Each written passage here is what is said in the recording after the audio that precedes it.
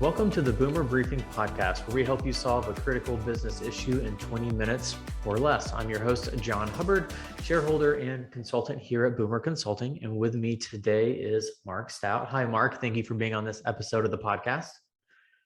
Thanks for having me back again, Jon. Absolutely. Marc is our Chief Innovation and Technology Officer. And the topic we're going to be discussing today is creating a long-term tech strategy in a hybrid firm. Now, I'm going to start you off with a softball question, but I think it will be interesting to hear your response to it. And that is, why is it important for firms to really think about developing a tech strategy in a hybrid environment? Yeah, it really goes back to having a technology strategy. It's not something these days where you can just decide, oh, this looks like a great piece of software. I will use this for this use. And, oh, this looks like a great piece of hardware. I'll use it for this use. Or this department over here is going to use this application. What you really have to be focused on is thinking about these things much more as a holistic system. You need everything to play well together. You need it to be compatible. You need it to really be feeding each other. The way that the technology works today, it's not a series of silos anymore. We definitely need to be thinking of it much more as a system. That means you have to be designing it like it is a system. And many, many firms did this before we went to a hybrid work environment. They did have some remote work that they were thinking about, but for the most part, their strategy was really built around people coming into the office and how they were going to interact with the technology in order to be as efficient and as effective as possible. That has all changed, and our world is a little bit different now. And now we are looking at having a hybrid environment that's going to require its own type of strategy. And if you want to talk about curveballs, I'll mention that tech professionals have been throwing a huge curveball over the last 18 months, 24 months. And I think what you're talking about here is having that adaptability, having not just that short-term approach, that long-term approach, that holistic approach, that adaptable approach. And so I think kind of what you're highlighting there is just really important. Anything else you would add? I would say that it's not as much of a curveball as it may have seemed. I really think that a lot of the tech strategies knew that we were going to be moving more towards a distributed work environment, whether that was scalability of more offices, different work types, people working remotely more often, a work from home day here or there. But they were really anticipating a lot of those needs. I think that's why it went so smoothly for some firms who did have a tech strategy, is they already had the pieces in mind. They already knew how they were going to work. And instead of deploying it over 3 years or 5 years, they really ramped things up in a matter of 6 weeks. They said, hey, we're just going to accelerate along this. Now, that was great. And I'm hearing so much appreciation for technology professionals. But what is next? And what we're now looking at isn't continuing what we were doing. It's really leaning into the next normal. How do we maximize the performance of our technology systems and therefore our people? It's going to take a new strategy. It's not the strategy that got us there. It's the strategy that's going to get us to the next place that's really the important focus. So as you think about that, Marc, one of my next questions was going to be, so what advice or tips or strategies do you want to give our listeners around having kind of that new strategy you're talking about?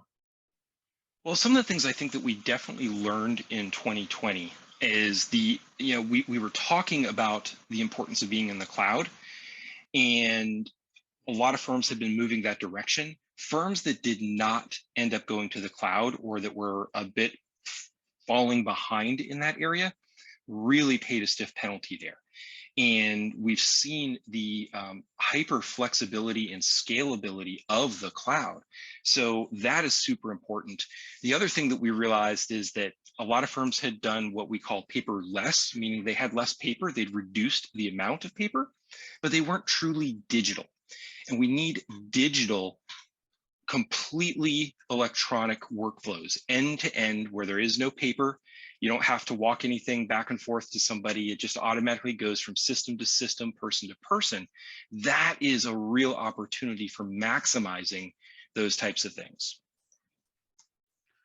So speak about some of the, I guess, benefits of that kind of digital end-to-end system. I mean, I know there's a lot, but can you just highlight a few of the big ones?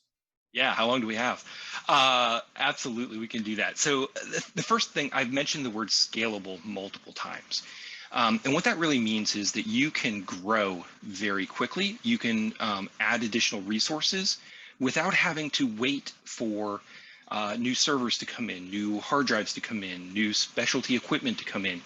Because you are in the cloud, you can simply increase what you are leveraging there and use the cloud resources. That gives you more processing power, more ability to have more people connecting, all kinds of things. So the scalability is really important. Right along with scalability is flexibility.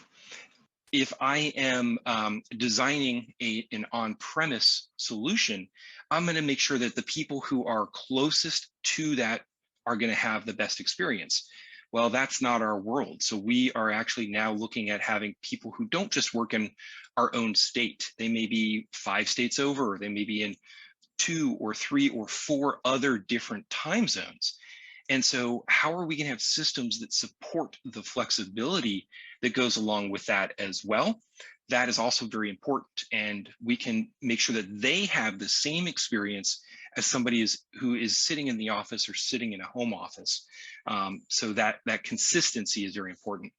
And then I'll give you one other big one for that is client experience, because your clients also are now in a hybrid environment, and they're going to want to be accessing the information, whether that is through the portal or downloading or uploading documents, or even just interacting with you and your firm. They want to have a good client experience as well. And being in the cloud and being more mobile and flexible can definitely help do that. No, that's great, Mark. How do you think, and you know this, but for our listeners, we love to connect, let's say a technology topic with a talent topic, or maybe, topics Yep. in, other areas. How do you see this topic relating, not just to the client experience, as you highlighted there at the end, but also the employee experience and, recruiting and retention? Can you speak to that a little bit? Yeah, absolutely. And I think that technology plays a huge role in the talent aspect of a firm. Nobody wants to come and join a firm that doesn't have modernized technology.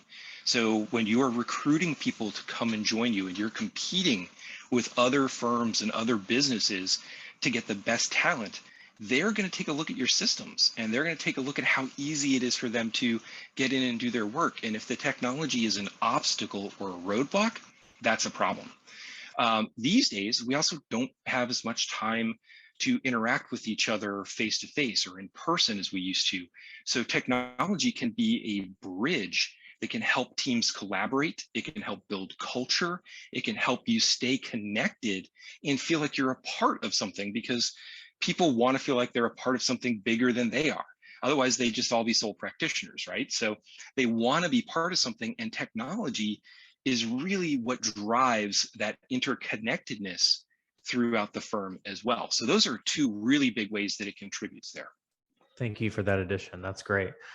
So sometimes our profession could be a little guilty for just looking only within our 4 walls, so to speak, of the profession, right? Only looking at maybe other accounting firms and kind of seeing what are others doing. But I know you pay a lot of attention to what's going on outside the profession and then bring some of that expertise into it. What are you seeing happening related to this topic outside our profession? They are really leaning into it. There are massive companies, software companies, technology companies in particular, that don't think that they're going to reopen their offices. They're giving up some of their space. They are turning things back. And what they found, yes, there are some disadvantages, but they're managing those disadvantages and embracing the advantages of being able to find the very best talent no matter where they are. not having to worry so much about the cost of living of one city compared to another city, and really thinking through how do we move forward. There's a new term, it's not that new, but it's becoming very popular, called asynchronous work, where when we're all in the office, we all have the same hours. We're expected to be working, generally speaking, around the same time, a little bit of flex here and there. Asynchronous work is really where people do their best work whenever it makes sense for them to do that work. And if you think about time zones, not just within our own country, but outside of the country, and being able to leverage that as an advantage, say, follow the sun, the work can continue all across different time zones globally. That becomes something very, very powerful. And that's what a lot of big firms are looking at as an advantage that far outweighs some of the in-person things that they are trying to, that people think about and miss, but they're trying to use that technology to reconnect people there. That's great. So let's say you're speaking to Marc, maybe one of our listeners or some of our listeners.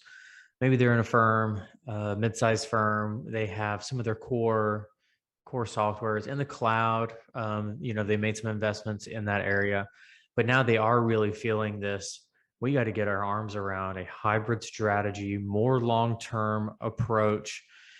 What are some recommendations you have in terms of next steps they could take after listening to this podcast? Yeah, I've got 3 of them. 1, check your equipment. Do you still have the right equipment for people, or are they using things that were designed to be used on a desk in an office and maybe they grabbed them and threw them in their backpack on the way out the door? Do they have the right work environment and the infrastructure to go with that? Now we have to think of people's homes as part of our infrastructure and the connectivity that goes along with that. So check your Wi-Fi routers and make sure that you are locking down from a security perspective there as well. I would also check your licensing. Licensing is a little bit different when you're leveraging it in the cloud. We may be able to share some licensing, but some things we may need a different type of licensing for as well. And then 3rd, John, I'm going to guess you knew I was going to say this, have an actual strategic plan for how you want to manage your technology going forward. That is the most important thing to do. Sit down, think about where you think your firm is going to be in 3 years. Where do you want to be, and what do you want to be accomplishing? And then you start to work backwards from there and say, well, what do we need to do? What do we need to do to move us towards that goal that is going to provide all of the advantages and minimize some of those risks? Technology strategy is business strategy. So I'm not surprised you said that, Marc. All right, that brings us to the end of this episode. But as always, Marc, it was a pleasure speaking with you. Thank you for being on the podcast once again. For our listeners that want to reach out to you, what are the best ways they can contact you, whether it's via email or maybe social media? All of those things. LinkedIn, social media, Twitter, CPA Tech Geek is my handle on Twitter. You can find me at mstout on LinkedIn. And of course, boomer.com has links to all of the things so that you can get in contact with us directly as well. All right. Thanks, Marc. And for our listeners, if you enjoyed this episode, we release new episodes every Tuesday morning. And we always seem to rotate topics from technology to talent, process, growth, leadership. So please go ahead and subscribe. Thanks so much.